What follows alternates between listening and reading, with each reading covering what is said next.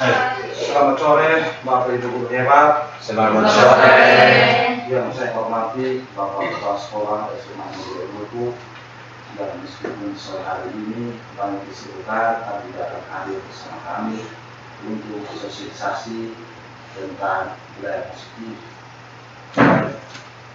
Untuk itu, pertama saya bersyukur karena kita masih diberi nafas kehidupan, kita kembali berkumpul di tempat ini. Meskipun keadaannya banyak kesibukan, tetapi kita masih sehat walafiat dan berada di tempat ini. Tempat yang berikut, saya mohon kesediaan Bapak untuk membuka kegiatan sosialisasi ini. Kebetulan di sini kami berdua, Ibu Yohana Revolusiana Sako, calon guru penggerak angkatan 9. Waktu dan kesempatan saya berikan kepada Bapak.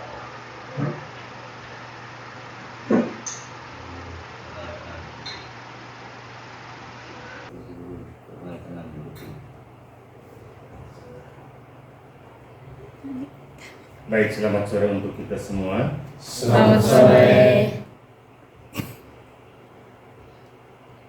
Pada tempat pertama, selaku kepala sekolah,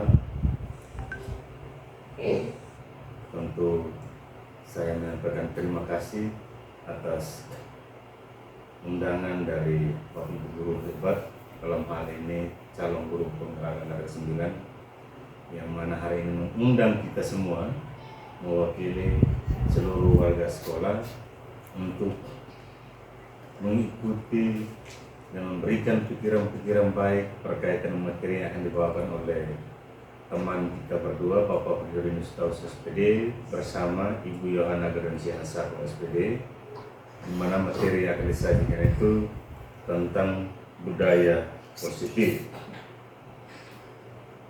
Dalam setiap satuan pendidikan, kita ketahui bahwa budaya positif di sekolah tentu harus dijadikan pembiasaan-pembiasaan yang baik. Hal ini tentu melalui pengamatan kita sehari-hari, budaya positif di lingkungan sekolah kita yang kita harapkan sikap atau perilaku maupun tutur kata oleh setiap kita warga sekolah, baik Bapak Ibu guru maupun siswa, sangat diharapkan sehingga setiap kita sebagai manusia memegang kontrol atau bisa mengontrol diri kita sendiri, baik untuk hal-hal positif maupun hal-hal yang negatif. Ini orang lain tidak bisa menilai kita kecuali hanya diri kita sendiri. Maka untuk lebih mempersingkat, tentu kita membutuhkan, kita juga berterima kasih kepada teman-teman yang sudah memilih jalan, sudah tergerak hatinya, terus bergerak membagi ilmu-ilmu positif yang mana hari ini kita semua hadir. Kita hendaklah mendengarkan bersama, mengikuti bersama, sehingga kurang dan lebihnya kita saling mengisi apa yang belum kita ketahui, nanti saat pada akhirnya kita bisa menjadi tahu, begitupun sebaliknya. Oleh karena itu, seizin kita semua yang hadir,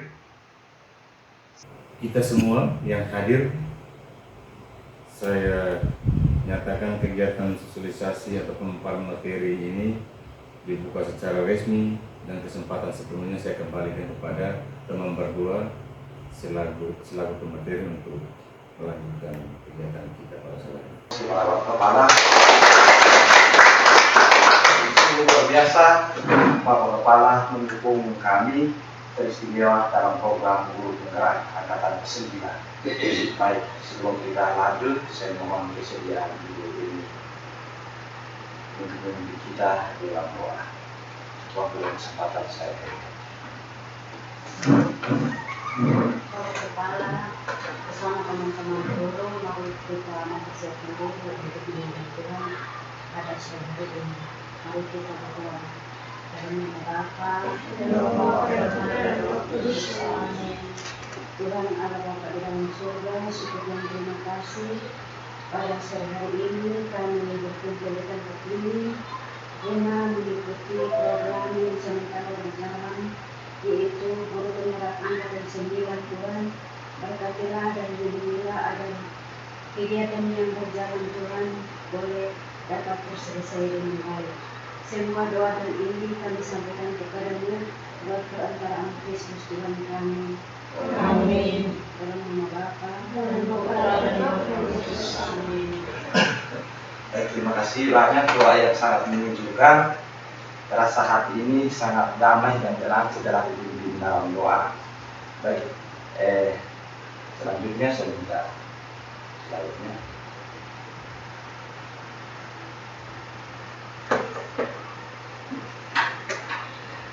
Baik, budaya positif ini bukan baru pertama kali kita sosialisasi di sekolah cinta ini, SMA Negeri Emoku. Namun kita bersyukur puji Tuhan bahwa dari angkatan 5, angkatan 7 sampai angkatan 9 ini kita di sekolah ini sudah ada guru penggeraknya, dan budaya positif ini juga sudah disosialisasikan. Sehingga di sore hari ini saya bersama Ibu Yohana Godesiana bukan mengulangi, tapi bagaimana cara mengingatkan kembali supaya budaya positif ini terus membudaya dan akhirnya terus kita pakai dalam kehidupan sekolah kita ini, sehingga semakin hari kita semakin baik. Baik, mungkin selanjutnya saya memperkenalkan fasilitator serta pendamping kami.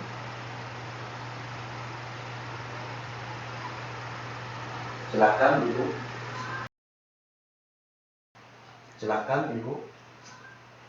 Baik, terima kasih atas kesempatan yang diberikan kepada saya. Selamat sore untuk Bapak Ibu guru hebat. Selamat sore. Baik, perkenalkan, di sini ada fasilitator Ibu Haja Fatmawati Rifai dan Ibu Tanti Sila SPD sebagai pengajar praktik, dan saya sendiri Yohana Gaudensiana Sako SPD. Di sini saya juga saya dengan Pak Frit, kami akan mempresentasikan hasil di mana kami sudah menyelesaikan modul 1 dan ada modul 1.4 ini tentang aksi nyata, di mana kami harus mensosialisasikan kepada Bapak Ibu guru hebat. Karena ada ilmu yang kita dapat dan tidak dibagi, itu anggap mati. Maka sekarang kami dalam kesempatan ini kami akan membagi ilmu yang kami dapat dari guru penggerak. Sekian dan terima kasih. Baik, terima kasih Ibu Yohana. Ini saya juga memperkenalkan fasilitator saya, Ibu Arni S. Octavia MPD. Beliau juga guru di Makassar. Dan pendamping saya, Maria YT KH SPD. Itu adalah pendamping saya. Beliau adalah guru TK. Sungguh luar biasa guru TK, tapi mendampingi kita guru SMA, sangat luar biasa dan ilmunya sangat bagus. Oleh karena itu, saya tidak memperpanjang kata, kita lanjutkan ke materi karena bukan hal biasa, tetapi kita sudah berulang-ulang. Ya, pembukaannya kita sudah selesai, penyampaian materi dan penutup. Tujuan sosialisasi hari ini merupakan salah satu tugas aksi nyata dari kegiatan calon guru penggerak pada modul 1.4. Yang kedua, melakukan pengimbasan dari modul 1.4 dengan membagikan teori dan penerapan dari pembelajaran modul 1.4. Submateri yang akan dibahas, karena di sini kami ada 2 orang, maka kami membagi. Yang pertama, disiplin positif dan nilai kebajikan universal akan dibawakan oleh saya. Yang kedua, teori motivasi hukuman dan penghargaan restitusi akan dibawakan oleh Ibu Yohana. Keyakinan kelas akan dibawakan oleh saya sendiri. Yang keempat, kebutuhan dasar manusia dan dunia berkualitas akan dibawakan oleh Ibu Yohana.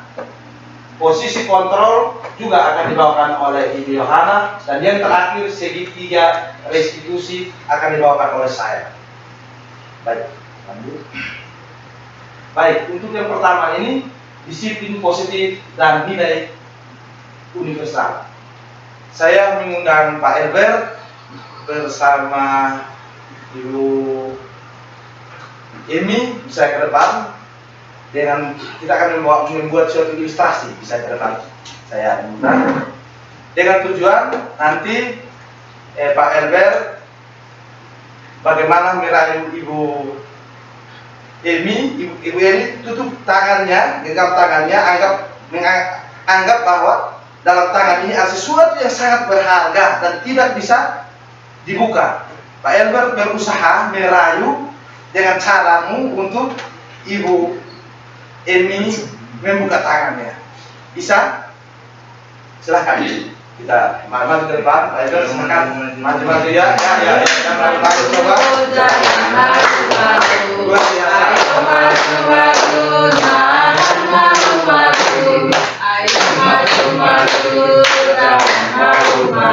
Ya, luar biasa. Ya, silakan sini ya. Ibu Emi genggam kedua tangannya, terus Pak Elber berupaya untuk melayu Ibu Emi, membuka tangannya. Silahkan, pokoknya dengan cara apapun untuk bisa. Coba. Ya, mulai. Waktunya 3 menit. Ya, silakan. Ya. Ya, silakan. Tapi Ibu Emi harus bertahan. Caranya memang tetap bertahan supaya jangan dibukakan. Harus baik. Silakan. Ya. Ibu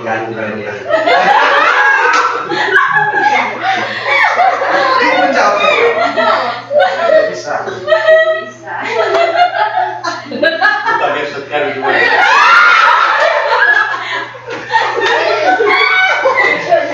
Tanya alasan kenapa berharga atau bagaimana sehingga tidak. Kenapa tidak mau buka? Yang pertama maksudnya tujuan bukannya untuk apa, Pak?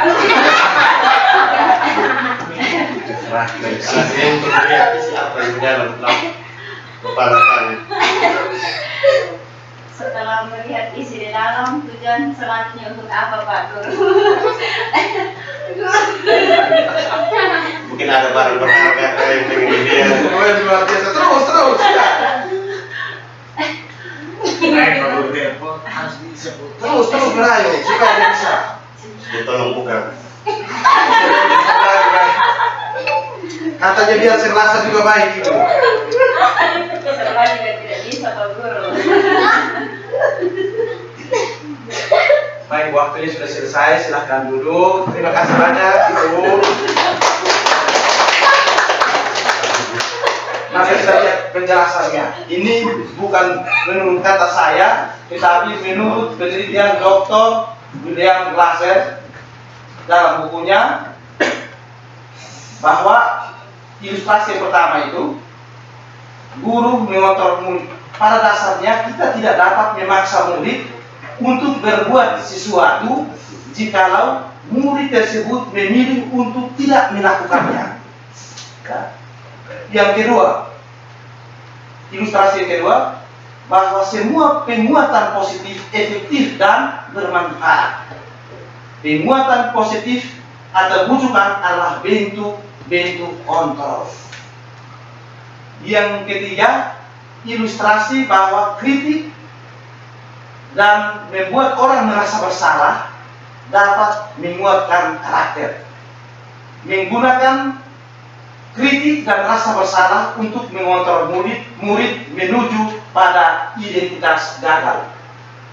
Stephen R. Covey dalam bukunya pada tahun 1991 mengatakan bahwa bila kita ingin berbuat kemajuan, perlahan, sedikit demi sedikit, ubahlah sikap atau perilaku Anda. Namun, bila kita ingin memperbaiki cara-cara utama kita, maka kita perlu mengubah kerangka acuan kita. Ubahlah bagaimana Anda melihat dunia, bagaimana Anda berpikir tentang manusia. Ubahlah paradigma Anda, skema pemahaman dan penjelasan aspek-aspek tertentu tentang realitas. Itu maksudnya sehingga tadi ya Pak Albert dengan Ibu bagaimana merayunya. Kita sekali lagi memberikan tepuk tangan.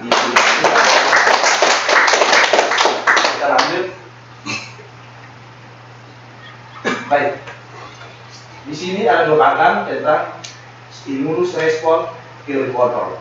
Saya akan cepat-cepat saja karena hal ini sudah dijelaskan oleh teman-teman yang keluar. Jadi dulu stimulusnya realitas atau kebutuhan kita sama. Kalau teori kontrolnya realitas atau kebutuhan kita berbeda.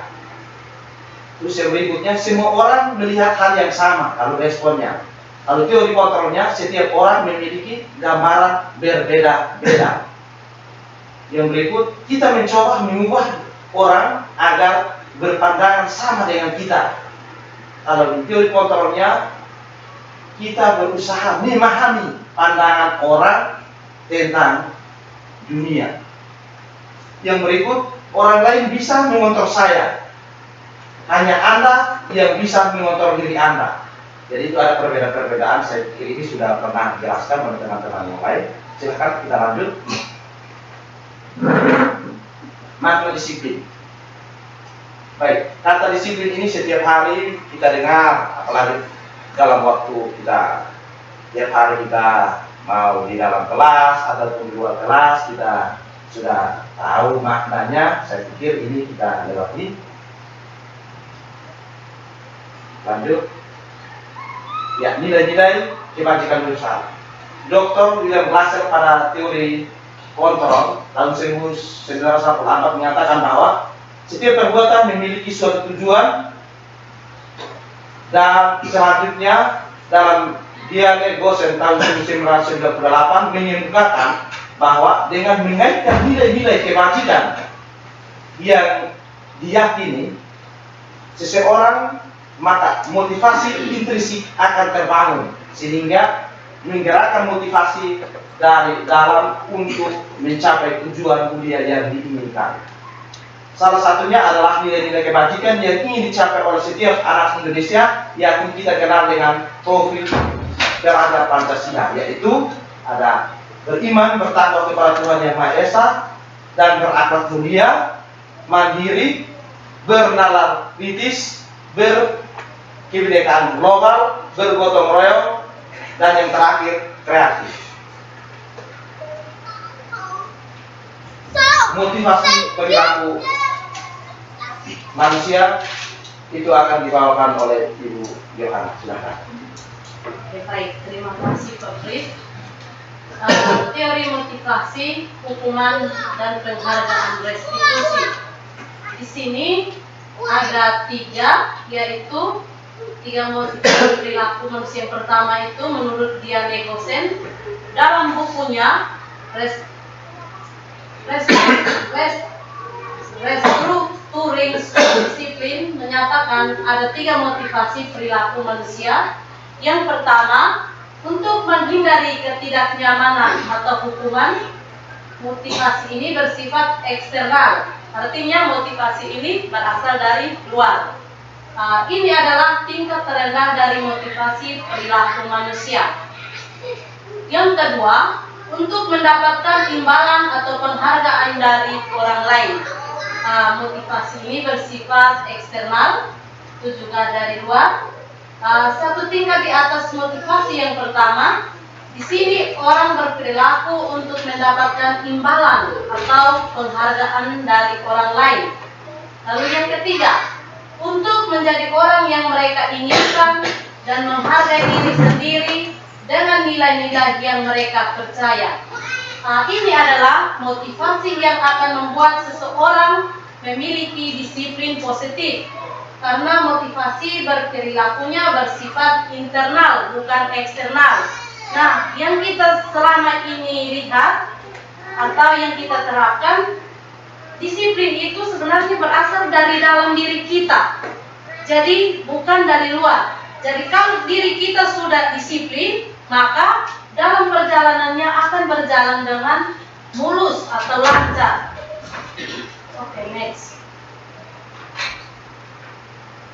Oke, hukuman dan penghargaan. Hukuman, konsekuensi, dan restitusi. Dalam menjalankan peraturan ataupun keyakinan kelas atau sekolah, bila mana ada suatu pelanggaran, tentunya sesuatu harus terjadi. Tindakan terhadap suatu pelanggaran pada umumnya berbentuk hukuman atau konsekuensi. Disiplin yang sudah bermakna positif terbagi dua bagian, yaitu disiplin dalam bentuk konsekuensi dan disiplin dalam bentuk restitusi.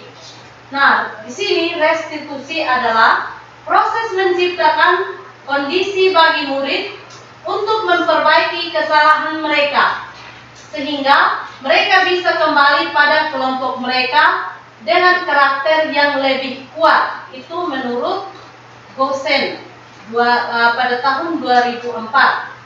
Nah, yang kedua, restitusi juga merupakan proses kolaboratif yang mengajarkan murid untuk mencari solusi untuk masalah mereka dan membantu murid berpikir tentang orang seperti apa yang mereka inginkan dan bagaimana mereka harus memperlakukan orang lain. Itu menurut Gelson Gosen pada tahun 1996.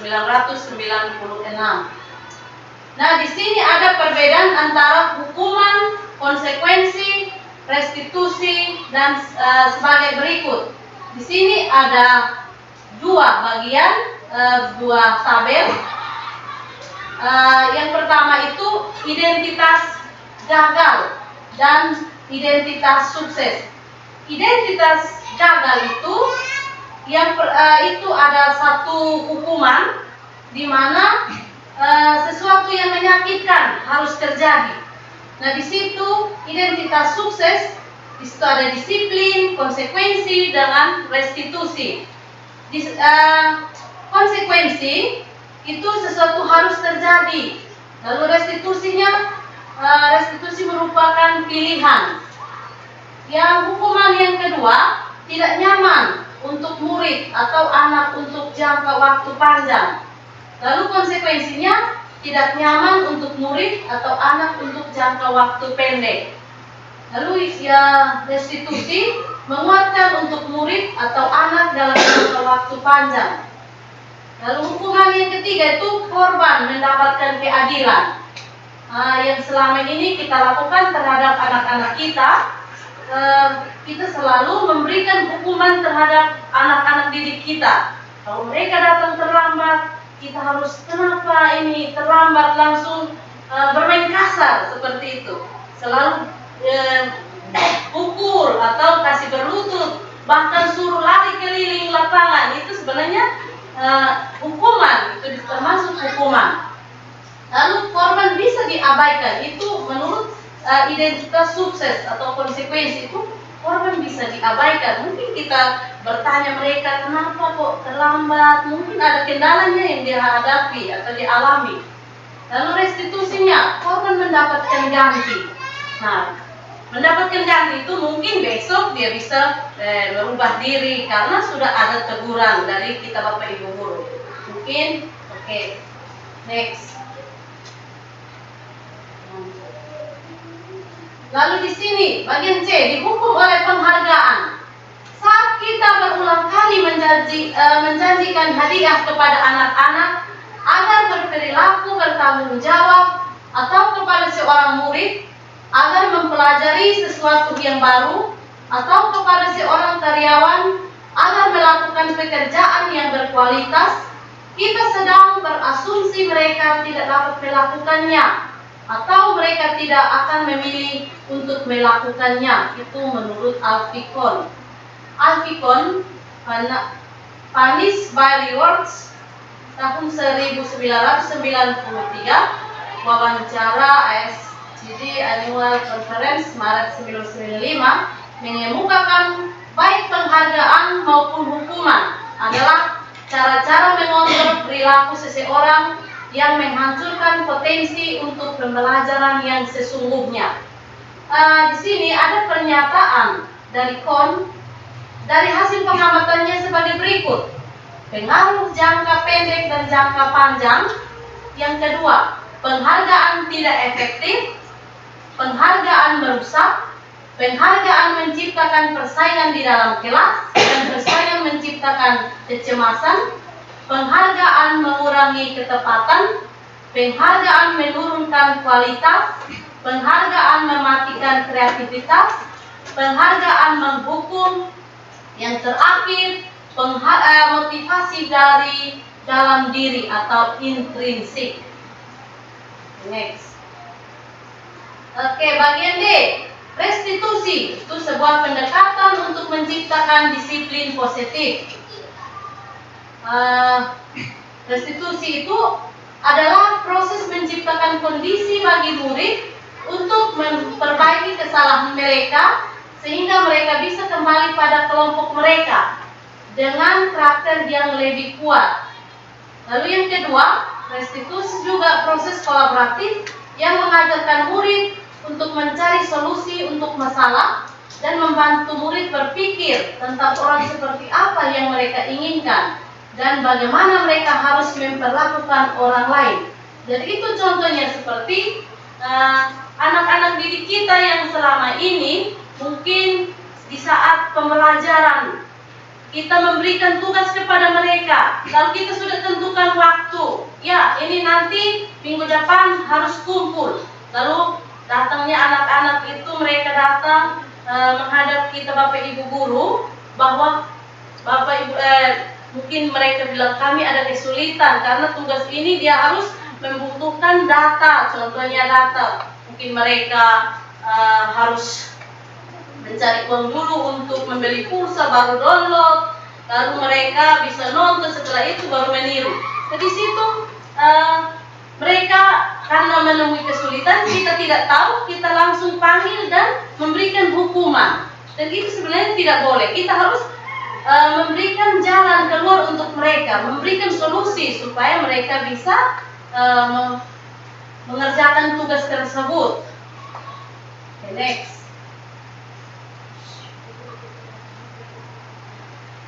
Ya, itu tadi ciri-ciri restitusi. Ciri-ciri restitusi yang membedakan dengan program disiplin lainnya. Yang pertama itu, restitusi bukan untuk menebus kesalahan, namun untuk belajar dari kesalahan. Yang kedua, restitusi memperbaiki hubungan. Restitusi adalah tawaran, bukan paksaan. Restitusi menuntun untuk melihat ke dalam diri. Restitusi mencari kebutuhan dasar yang mendasari tindakan. Restitusi diri adalah cara yang paling baik. Restitusi fokus pada karakter, bukan tindakan. Restitusi menguatkan. Restitusi fokus pada solusi. Dalam restitusi, guru menstabilkan identitas murid dengan mengatakan, kita tidak fokus pada kesalahan, kita tidak fokus pada kesalahan Bapak Ibu,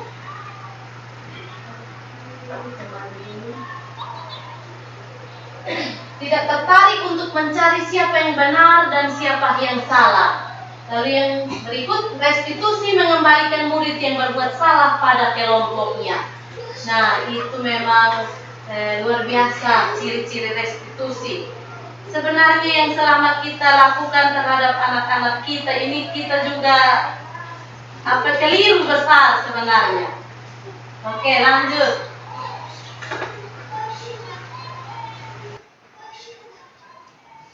Oke, baik. Saya mengajak Bapak Ibu guru hebat, silahkan berdiri dulu karena saya lihat semua sudah pada tegang habis karena mungkin dengan materi yang ada. Oke, baik. Ini di sini saya ada satu lagu. Ini berupa lagu. Jadi mungkin lagu ini tidak asing lagi yang kita nanti dengar.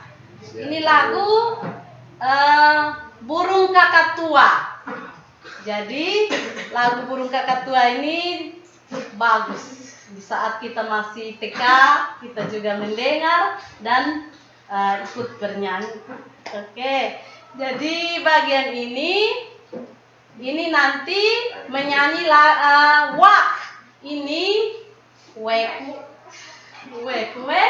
walk walk. Jadi nanti saat saya palu, kalau saya tunjuk di sini berarti ingat walk walk, wek walk walk. Jadi kita ikut versi Burung Kakak Tua. Bisa? Bisa. Oke, harus semangat? Bisa. Bisa. Harus semangat ya Bapak Ibu Burung Kakak Tua. hebat. Aku pernah ya. Wok wok. Walk walk, wek walk walk. Oke, perhatikan saya punya tangan. Tangan ini jatuh di mana? Berarti di situ bunyi. Oke, 1, 2, 3. Walk walk, wek Wok wok. walk walk, wek walk walk. Oke, sekali lagi nih sepertinya tidak semangat. Padahal ini lagu berarti semangat ya. Ya. 1, 2, 3. Walk walk, wek Wok wok. Wok wok. wek Wok. Wah, luar biasa. Terima kasih. Silakan duduk. Sama-sama. Baik, sungguh luar biasa Ibu Yohana membawakan materi ini. Kita lanjut ya. Iya. Bisa, Bapak Ibu hebat, bisa? Bisa. Masih semangat berarti ya. Siap. Ya. Materi yang Bisa. berikut menyangkut keyakinan kelas. Keyakinan kelas ini kita sudah lakukan dalam kelas, benar? Benar. Hanya di sore hari ini kita kembali refreshing, artinya melihat kembali saja ya, kira-kira langkah-langkahnya bagaimana sehingga kita mengingatkan kembali ya. Nilai-nilai keselamatan atau kesehatan disebut sebagai suatu keyakinan, yaitu nilai-nilai kebajikan universal yang disepakati secara tersirat dan tersurat, lepas dari latar belakang suku, negara, bahasa, maupun agama. Tahapan menciptakan program kebajikan yang pertama, lihat daftar kebajikan yang telah disusun bersama, tentukan nilai-nilai kebajikan yang ingin dijadikan perhatian utama di sekolah, curahkan pendapat dalam kelompok. Yang berikut, sempurnakan beberapa daftar nilai-nilai kebajikan yang sama, bahas kembali dalam kelompok utama, buatlah poster atau memuat sosial media keyakinan sekolah atau kelas. Next. Pembentukan keyakinan sekolah atau kelas kita sudah buat ya. Keyakinan kelas bersifat lebih abstrak daripada peraturan yang lebih rinci dan konkret. Yang berikut, keyakinan kelas berupa pernyataan-pernyataan universal. Yang berikut, pernyataan keyakinan kelas senantiasa dibuat dalam bentuk positif. Keyakinan kelas hendaknya tidak terlalu banyak sehingga mudah diingat dan dipahami oleh semua warga kelas. Yang berikut, keyakinan kelas sebaiknya sesuatu yang dapat diterapkan di lingkungan tersebut. Yang berikut, semua warga kelas hendaknya ikut berkontribusi dalam pembuatan keyakinan kelas lewat kegiatan curah pendapat. Yang berikut, bersedia meninjau kembali keyakinan kelas dari waktu ke waktu. Artinya bahwa selama ini kita sudah buat satu kali selesai. Padahal sebenarnya setiap kali kita masuk Bapak Ibu guru, kita harus meninjau apakah baca kembali, apakah kesepakatan kelas kita ini masih bisa diterima oleh anak-anak kita. Kita buat habis itu sudah menjadi paten, padahal belum tentu semua anak itu bisa terima. Bisa dipahami? Bisa. Baik. Prosedur pembentukan keyakinan kelas ini kita sudah lakukan, saya rasa kita lewat. Next. Contoh keyakinan kelas.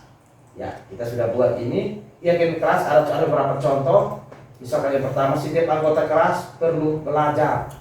Yang berikut, setiap anggota kelas perlu senang. Setiap anggota kelas perlu melakukan tugas.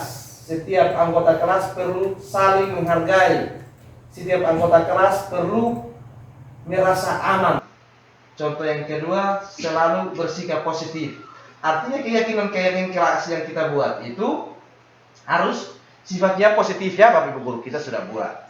Contoh yang ketiga, hormat. Ada contoh. Kami meyakini bahwa sangat penting untuk menghormati semua orang dalam barang milik orang lain. Misalkan dalam bekerja, kami meyakini bahwa sangat penting untuk mengerjakan segala pekerjaan atau mengikuti kegiatan yang telah ditugaskan. Memiliki, maksudnya diterima dan dimiliki. Kami meyakini bahwa sangat penting untuk merasa diterima pada suatu kelompok dan saling peduli satu dengan yang lain. Ini contoh-contoh yang bisa kami rangkum dalam kalimat positif. Tapi itu terjadi di kelas berdasarkan kesepakatan kelas. Kita tidak bisa langsung yang saya maunya seperti ini. Tetapi yang kita garis bawahi adalah tentang bagaimana kita bersepakat di dalam kelas ya Bapak Ibu. Ya. Luar biasa. Kita lanjut.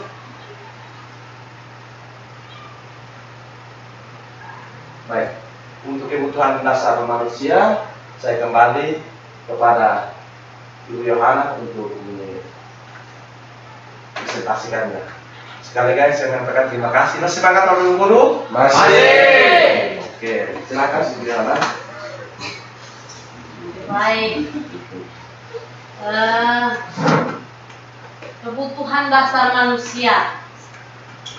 5 kebutuhan dasar manusia menurut Dr. William Glasser dalam Zoeter Theory yaitu bertahan hidup. Yang kedua,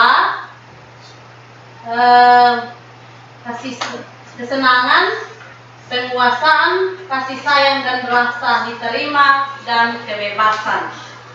Oke, next. Pertama, kebutuhan untuk bertahan hidup atau survival adalah kebutuhan yang bersifat fisiologis untuk bertahan hidup, misalnya kesehatan, rumah, dan makanan. Nah, di sini kita harus kesehatan itu berarti kembali kepada diri kita sendiri. Berarti harus makan makanan yang sehat sehingga kita bisa sehat. Lalu rumah-rumah yang layak di mana kita harus tinggal di rumah yang sehat dan juga makanan. Nah, makanan ini juga harus yang bergizi.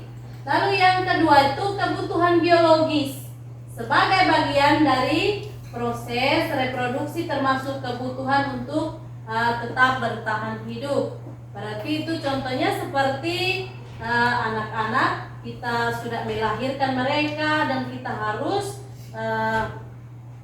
membimbing mereka, menuntun mereka sehingga mereka bisa kita lanjutkan untuk kasih sekolah mereka sehingga mereka menjadi orang yang berguna bagi negara dan bangsa.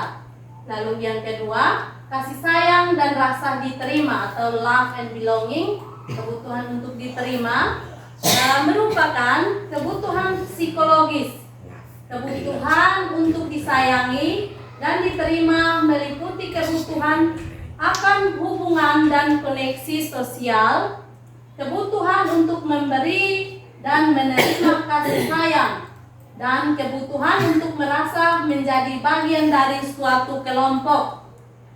Kebutuhan ini juga meliputi keinginan untuk tetap terhubung dengan orang lain, seperti teman, keluarga, pasangan hidup, teman kerja, binatang peliharaan, dan kelompok di mana kita tergabung.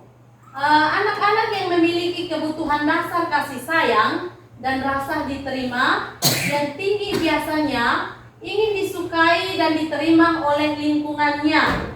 Mereka juga akrab dengan orang tuanya. Biasanya mereka belajar karena suka pada gurunya. Bagi mereka, teman sebaya sangatlah penting. Mereka juga biasanya suka bekerja dalam kelompok. Jadi anak-anak kita itu mereka kalau senang di mata pelajaran yang mana, mereka selalu antusias untuk mengikuti pembelajaran kita. Apalagi kita memberikan motivasi atau memberikan dorongan kepada anak-anak mereka, mereka itu senang sekali. Biar di siang-siang hari seperti sekarang yang kita alami, musim panas itu, tetap mereka akan semangat.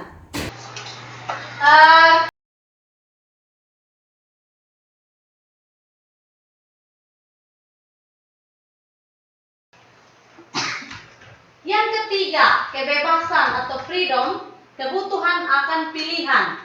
Kebutuhan ini berhubungan dengan kekuatan untuk mencapai sesuatu, menjadi kompeten, menjadi terampil, diakui atas prestasi dan keterampilan kita, didengarkan dan memiliki rasa harga diri. Kebutuhan ini meliputi keinginan untuk dianggap berharga, bisa membuat perbedaan, bisa membuat pencapaian, kompeten, diakui, dihormati. Ini meliputi self-esteem dan keinginan untuk meninggalkan pengaruh. Kesenangan atau fun, kebutuhan untuk merasa senang. Kebutuhan akan kesenangan adalah kebutuhan untuk mencari kesenangan, bermain, dan tertawa. Bayangkan, hidup tanpa kenikmatan apapun, betapa menyedihkan. Glaser menghubungkan kebutuhan akan kesenangan dengan belajar. Semua hewan dengan tingkat inteligensi tinggi, anjing, lumba-lumba, primata, dan lain-lain, bermain. Saat mereka bermain, mereka mempelajari keterampilan hidup yang penting. Manusia tidak berbeda. Anak-anak dengan kebutuhan dasar, kesenangan yang tinggi, biasanya ingin menikmati apa yang dilakukan.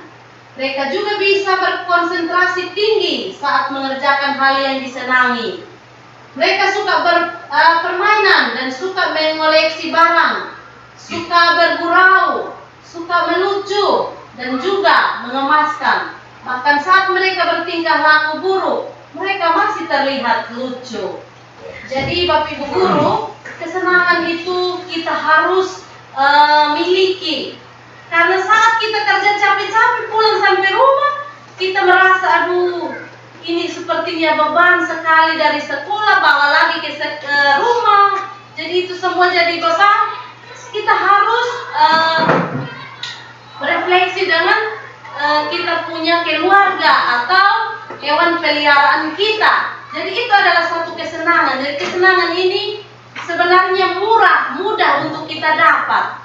Jadi tidak perlu harus kita berjalan ke laut atau berjalan ke tempat rekreasi yang jauh. Cukup di rumah saja itu kesenangan. Oke, lanjut. Nah, di sini 5 posisi kontrol. Ini Bapak Ibu Guru hebat. Ini mungkin kita sudah lakukan, tetapi kita belum tahu pasti ini seperti apa. Di sini yang pertama, penghukum. Berarti seorang penghukum bisa menggunakan hukuman fisik maupun verbal. Ini kalau kita panggil anak datang tidak mau menghadap kita, baru dia lama-lama dia datang langsung kaki tangan naik semua, ini berarti susah untuk kita. Jadi orang yang menjalankan posisi penghukum senantiasa mengatakan bahwa sekolah memerlukan sistem atau alat yang dapat lebih menekan murid-murid lebih dalam lagi. Guru-guru yang menerapkan posisi penghukum akan berkata, patuhi aturan saya, atau awas, kamu selalu saja salah, selalu pasti, selalu yang terakhir, selesai. Guru seperti ini senantiasa percaya hanya ada satu cara agar pembelajaran bisa berhasil, yaitu cara dia. Berarti itu kita harus kembali kepada kita. Bapak Ibu Guru hebat. Ini kalau penghukum yang selama ini kita sudah lakukan, mulai rem-rem sudah. Oke, yang kedua, pembuat merasa bersalah. Pada posisi ini, biasanya guru akan bersuara lebih lembut.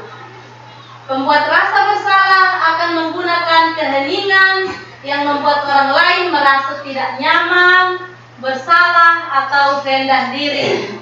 Kata-kata yang keluar dengan lembut akan seperti, "Ibu sangat kecewa sekali dengan kamu. Berapa kali Bapak harus memberitahu kamu ya? Gimana coba kalau orang tua kamu tahu kamu berbuat begini?" Di posisi ini, murid akan memiliki penilaian diri yang buruk tentang diri mereka. Murid merasa tidak berharga dan telah mengecewakan orang-orang yang disayanginya. Jadi itu dia merasa seperti, setelah ini seperti saya ini tidak ada arti lagi. Saya sudah mengecewakan saya punya orang tua, saya punya bapak angkat atau mama angkat. Artinya dia berpikir sepertinya dia benar-benar merasa bersalah. Oke, yang ketiga. Yang ketiga, teman. Guru pada posisi ini tidak akan menyakiti murid, namun akan tetap berupaya mengontrol murid melalui persuasi. Posisi teman pada guru bisa negatif ataupun positif. Positif di sini berupa hubungan baik yang terjalin antara guru dan murid. Guru di posisi teman menggunakan hubungan baik dan humor untuk mempengaruhi seseorang. Mereka akan berkata, "Ayo, bantulah demi Bapak ya. Ayo, ingat, tidak bantuan Bapak selama ini. Ya, sudah, kali ini tidak apa-apa, nanti Ibu bantu bereskan." Hal negatif dari posisi teman adalah bila suatu saat guru tersebut tidak membantu, maka murid akan kecewa dan berkata, "Saya pikir Bapak atau Ibu teman saya." Murid merasa dikecewakan dan tidak mau lagi berusaha. Hal lain yang mungkin timbul adalah murid hanya akan bertindak untuk guru tertentu dan tidak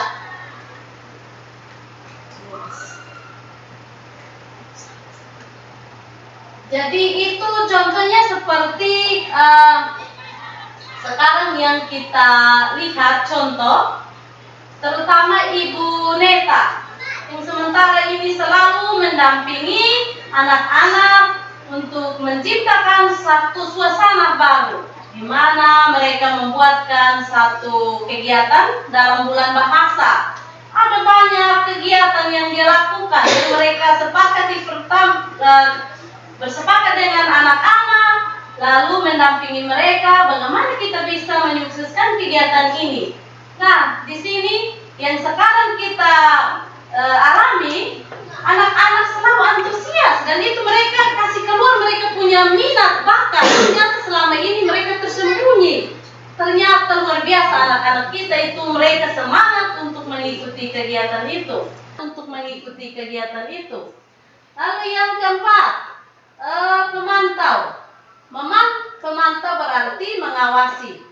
Pada saat kita mengawasi, kita bertanggung jawab atas perilaku orang-orang yang kita awasi.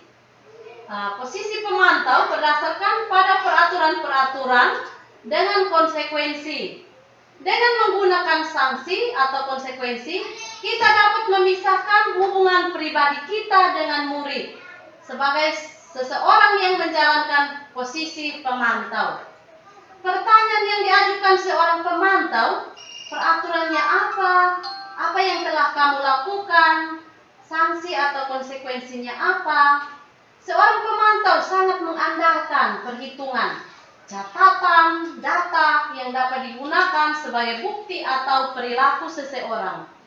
Posisi ini akan menggunakan stiker, slip catatan, daftar cek. Posisi pemantau sendiri berawal dari teori stimulus respon yang menunjukkan tanggung jawab guru dalam mengontrol murid. Itu contohnya seperti Ibu Petronella Muti. Ya, kalau melakukan sesuatu harus tulis. Jadi biar hal kecil tetapi dia selalu melakukan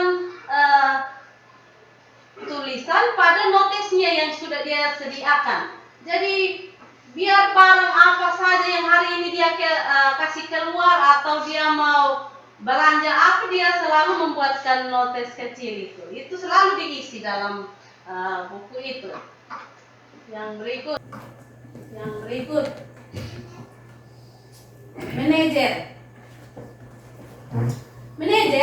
manajer adalah posisi di mana guru berbuat sesuatu bersama dengan murid, mempersilahkan murid mempertanggungjawabkan perilakunya, mendukung murid agar dapat menemukan solusi atas permasalahannya sendiri. Bila kita menginginkan murid-murid kita menjadi manusia yang merdeka, mandiri, dan bertanggung jawab, maka kita perlu mengacu kepada restitusi yang dapat menjadikan murid kita seorang manajer bagi dirinya sendiri. Di manajer, murid diajak untuk menganalisis kebutuhan dirinya maupun kebutuhan orang lain. Penekanan bukan pada kemampuan membuat konsekuensi, namun dapat berkolaborasi dengan murid bagaimana memperbaiki kesalahan yang ada. Seorang manajer akan berkata, apa yang kita yakini? Jadi itu harus kembali ke keyakinan kelas. Tadi Pak Frit sudah singgung tentang keyakinan kelas. Jadi saya harap keyakinan kelas yang sudah ada di dalam kelas kita harus tetap indahkan. Apakah kamu meyakininya? Jika kamu meyakininya, apakah kamu bersedia memperbaikinya? Jadi ini juga dia yang selama ini saya lihat itu berada di posisi Ibu Neta. Yang luar biasa. Mari kita tepuk tangan dulu. Jadi Ibu Neta ini memang tidak ada dana, tidak ada, artinya yang kalau kita mau melakukan sesuatu berarti harus ada dana. Tetapi luar biasa semangatnya dengan OSIS. Mereka kerjasama berkolaborasi, lalu berkolaborasi juga dengan guru-guru penggerak, dengan kepala sekolah. Itu mereka kerjasama. Dan bagaimana mau menyukseskan kegiatan ini? Mereka cari dana berupa mereka masak-masak, buat bubur kacang, buat sayur, lalu jual ke Bapak Ibu guru hebat. Lalu itu mereka mendapatkan uang dari itu. Setelah itu mereka membuatkan satu kegiatan. Jadi kegiatan itu berjalan seperti yang sekarang kita alami. Jadi itu nantinya berpusatnya di tanggal 28 besok. Jadi kegiatannya sudah 2 hari berjalan dan besok hari ketiga. Jadi luar biasa ya Ibu Neta. Memang semangatnya luar biasa. Oke. Lanjut.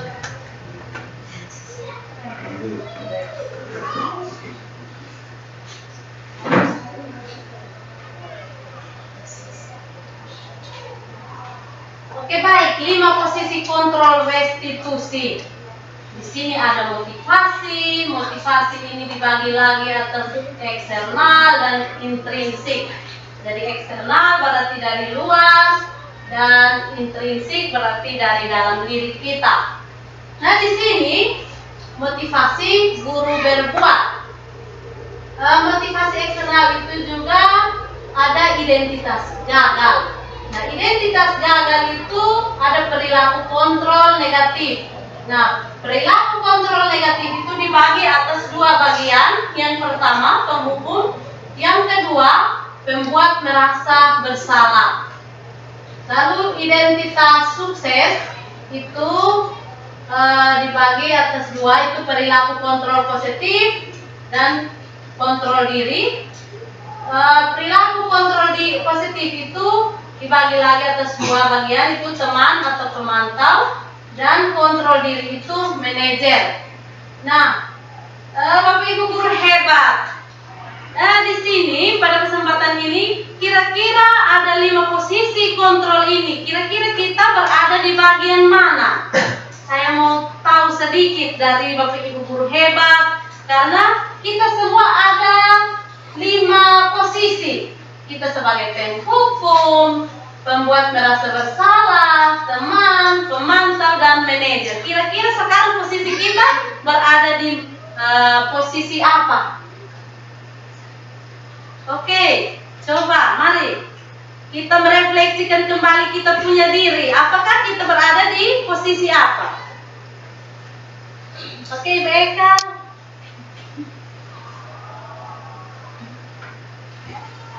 Ibu Yana, Ibu Ella, Ibu Eta, Ibu Pina.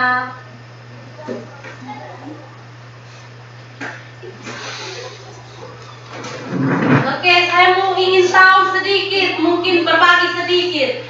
Kira-kira Bapak Ibu guru itu berada di posisi mana dari 5 kontrol ini? Oke, Ibu Neta, silakan. Oke, Ibu Neta, silakan. Baik, saya ingin sedikit berbagi terkait 5 posisi kontrol restitusi. Dari kelima posisi ini, sebagai penghukum, pembuat merasa bersalah, teman, pemantau, dan manajer, sebelum saya mengikuti program guru penggerak, memang saya dikenal sebagai orang penghukum, seorang guru yang suka menghukum, dan itu semua orang tahu itu. Kemudian pembuat merasa bersalah itu juga saya, itu ada di saya. Sebagai teman itu tidak mungkin, karena semenjak tahun 2010 sampai tahun 2021, siswa kalau lihat saya sudah sama seperti melihat setan, sehingga menjauh. Tapi saya bersyukur dengan adanya kegiatan program guru penggerak, saya berusaha pelan-pelan untuk berada di posisi sebagai teman, posisi sebagai pemantau, dan juga pada akhirnya saya berusaha menjadi berposisi pada posisi manajer. Namun terkadang saya melihat situasi, kadang-kadang ada situasi yang saya gunakan sebagai seorang penghukum, tapi ada situasinya yang mana saya sudah tidak mampu lagi memposisikan diri sebagai manajer, maka posisi penghukum itu saya ambil jalan terakhir. Namun saat ini saya posisinya 90% sebagai manajer, sebagai pemantau. Baik, itu saja. Terima kasih. Oke, baik. Terima kasih. Oke, baik. Terima kasih. Mari kita tepuk tangan dulu. Luar biasa. Oke, mungkin dari guru-guru yang lain, Bapak Ibu guru hebat, mari berbagi saja. Memang ini kita harus perlu merefleksi kembali kita punya diri. Oke, kalau tidak ada, ya lanjut.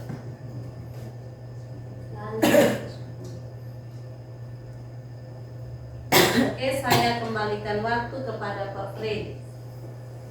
Baik, terima kasih Ibu Yohana. Bagaimana Bapak Ibu guru hebat? Masih semangat? Masih.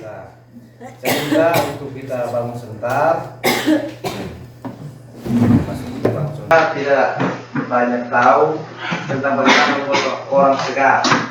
Namun saya, karena kita sudah lama, maka kita harus melatih otak kira-kira masih diterima atau tidak. Seperti kalau bisa di kelas kita juga buat seperti ini ya. Jadi begini, perhatikan ya. Tangan saya hitung bilang 1 angkat tangan, ya toh. 2 pegang hidung, 3 pegang dada. Itu tangan kiri. Sementara tangan kanannya 1 ke atas, 2 pegang dada. Kita lakukan bersama-sama. Bisa mengerti Bapak Ibu guru hebat? Iya. Maksudnya tujuannya saya bukan menghukum teman-teman semua, tetapi saya mau melatih kita punya konsentrasi. Kira-kira kita masih konsentrasi atau tidak? Bisa ya? Mohon maaf ya. Ya, kita mulai hitungan. 1, angkat tangan semuanya, ya toh. 2, 3. Sudah? Ya. Saya ulangi supaya jangan ya. 1, tangan kiri ya. 1, 2, 3. Ya toh? 4, tangan kiri ya. 4 perhatikan di atas toh, ya geraknya. 1, 2, 3, 4, 5, 6, 7, 8 ya toh. Kalau tangan kanannya 1, 2, 3, 4, 5, 6, 7, 8. Sudah mengerti Bapak? 8. Sudah mengerti Bapak? Sudah. Ya toh? Ya, dipertahankan bersama. Ya. 1, 2, 3, 4. Ya toh? 4, 5, 6. Ya, semua ke sini toh? 7, 8. Iya, terima kasih, silahkan duduk. Luar biasa, masih konsentrasi. Iya.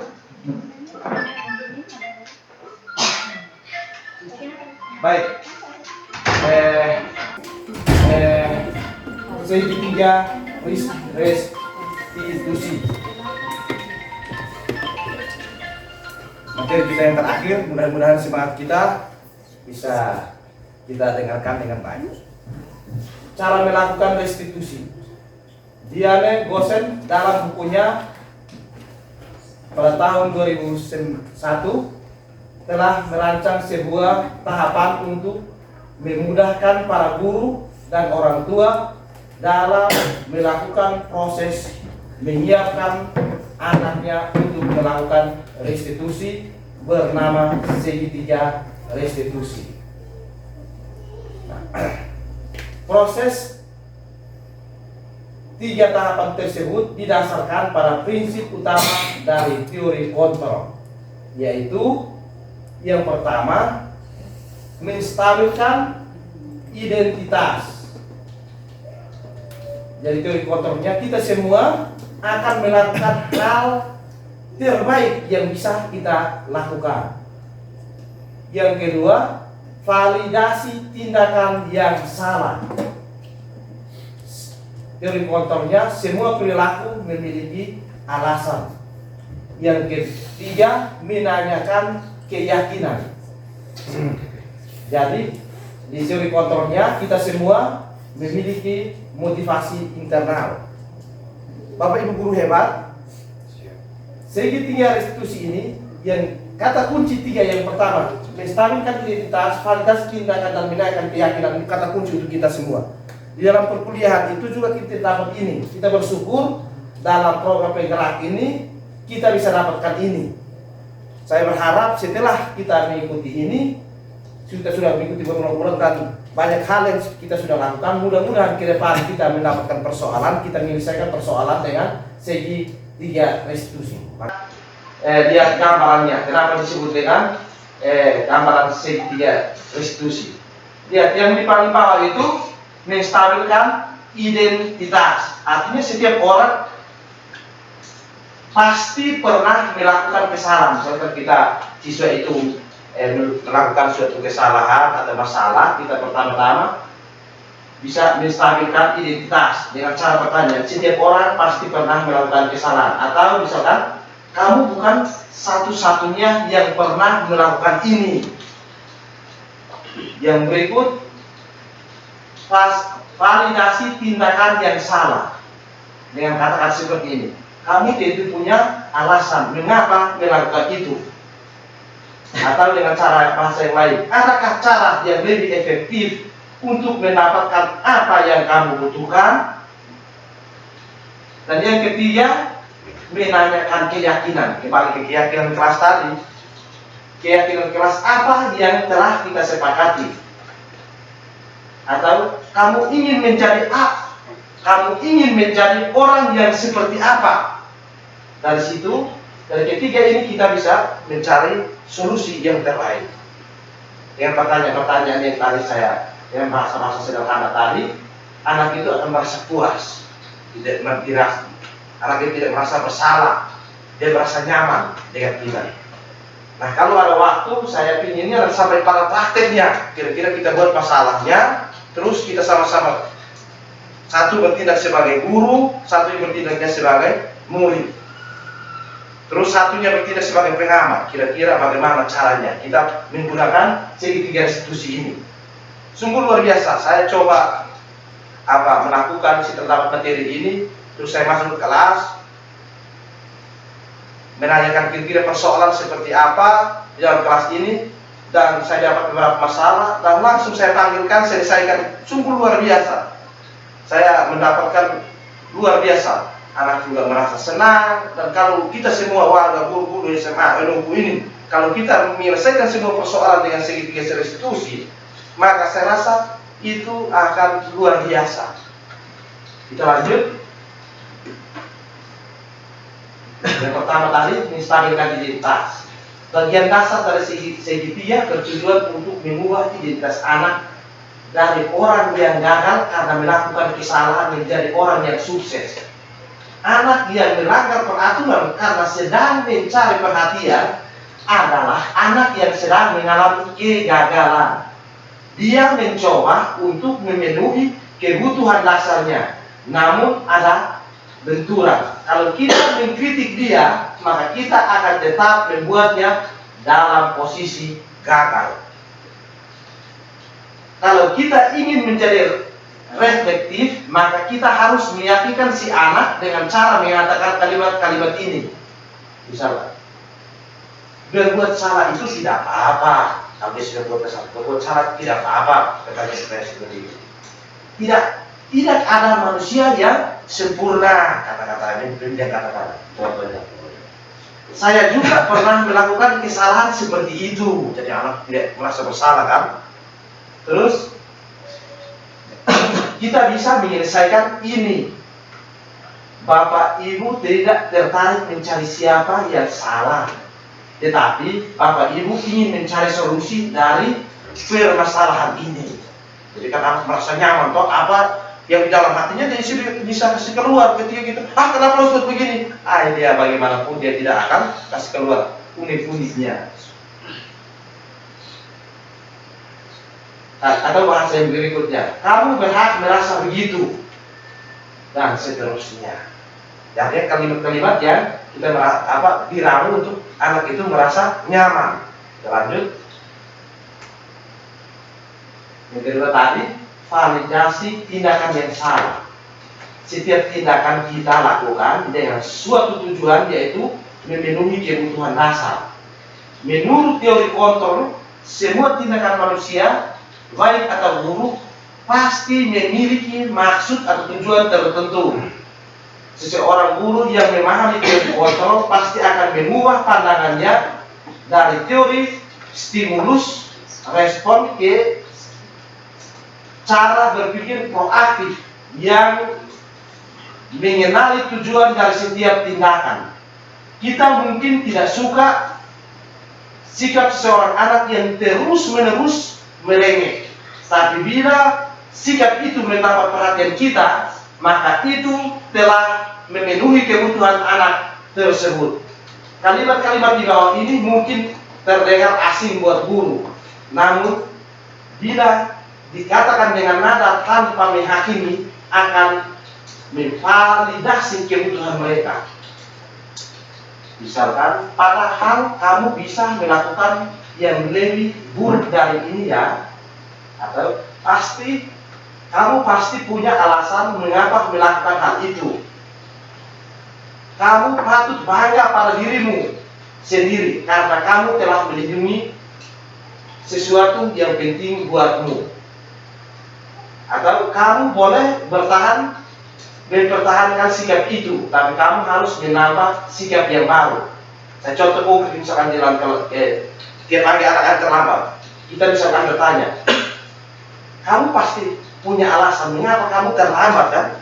Ketika kita tanya seperti itu, kan anak dengan polosnya akan memberitahu, saya terlambat Pak, karena ya misalkan kasus yang kemarin saya tanya kepada anak yang akhir-akhir ini, dia terlambat. Sebelumnya tidak terlambat, tapi setelah saya tanya dengan pertanyaan ini, kamu tahu alasan kenapa kamu pagi ini akhir-akhir ini kamu terlambat? Dengan Pak, karena yang pertama akhir-akhir malam-malam saya banyak chat Pak dan kawan-kawan. Terus pagi-pagi bangun disampaikan itu dari dalam. Nah, kalau kita mampu sampai meramu seperti itu, saya rasa kalau sudah keterbukaan merasa berarti antara nyaman antara anak dan kita tidak ada jalan lagi, maka kita akan rasa sayang itu tumbuh di antara kita. Jadi mungkin itu. Yang ketiga, fokus. Jujur, fokus.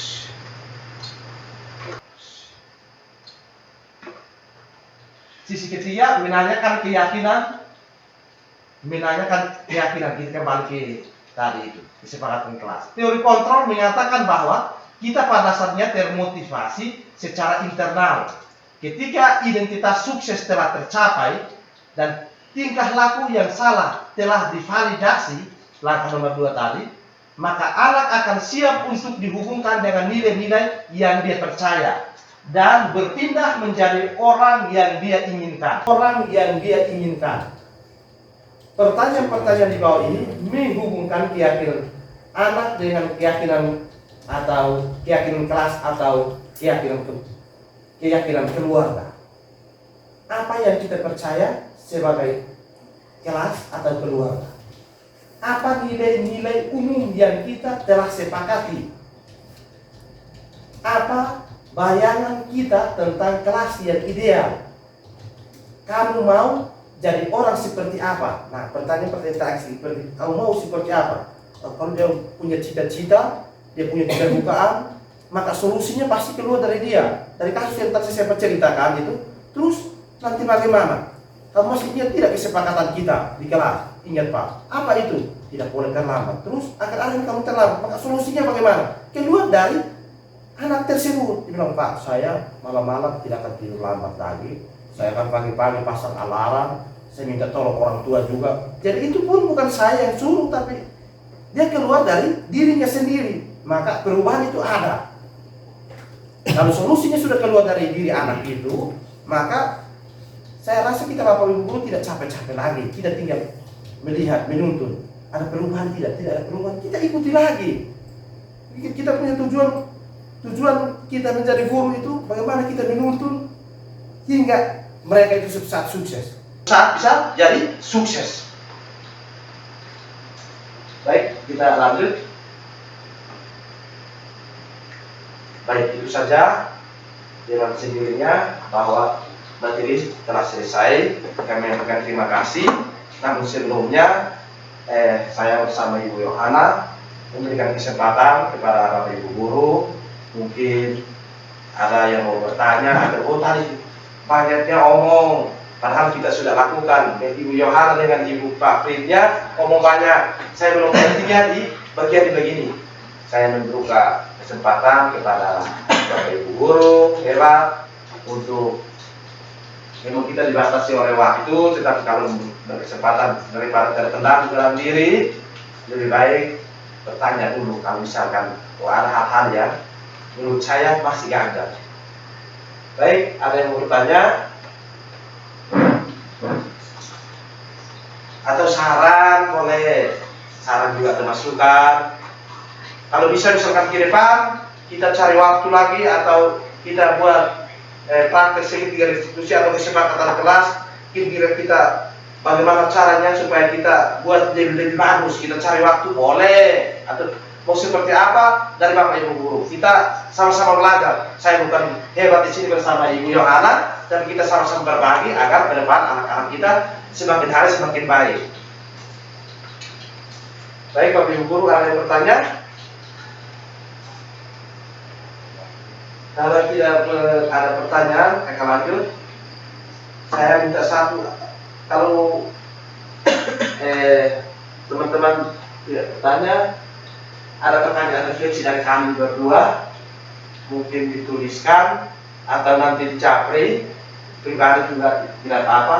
Apa saja harapan-harapan yang ingin Bapak Ibu lihat berkembang pada diri Bapak Ibu sebagai pendidik yang memiliki pengaruh pada warga sekolah, terutama murid-murid kita dalam mewujudi sosialisasi ini. Yang pertanyaan kedua, apa saja kegiatan, materi, manfaat yang Bapak Ibu harapkan ada dalam sosialisasi ini. Jadi supaya kita lihat kira-kira ke depan kita mau buat seperti apa, karena sudah tadi ada di awal saya sampaikan bahwa bukan hal baru, tapi kita terus merubah sedikit langkah demi sedikit demi kebaikan sekolah kita ini. Kalau suatu saat sudah budaya di sekolah kita ini, maka sungguh luar biasa anak-anak kita pasti tidak kalah jauh dengan anak-anak di sekolah lain. Jadi pertanyaan-pertanyaan ini karena waktu bisa nanti sebentar dijawab saja atau dengan komunikasi langsung juga boleh, atau menurut teman-teman ada masukan silahkan. Ibu Yohana mungkin mau sampaikan sesuatu, silahkan sebelum kita akhiri.